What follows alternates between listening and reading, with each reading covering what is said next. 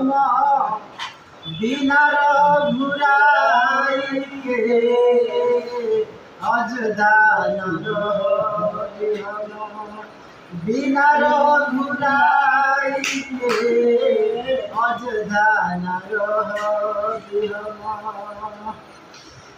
अरे मोहर से भरत अरे गिरल मुरझाई के अरे अजदान रही हम अरे बिना घुराई के अजदान रही हम अरे बिना घुराई के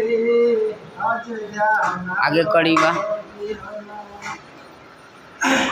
अरे कहिया के रहले मैया राम दुश्मनवा कहिया के रहले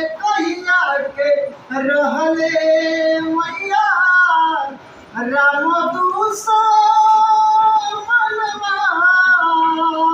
अरे हमारा खाती भेजी देहलू 14 बरस के बानवा 14 बरस के बानवा अरे केतना गोलावा दुख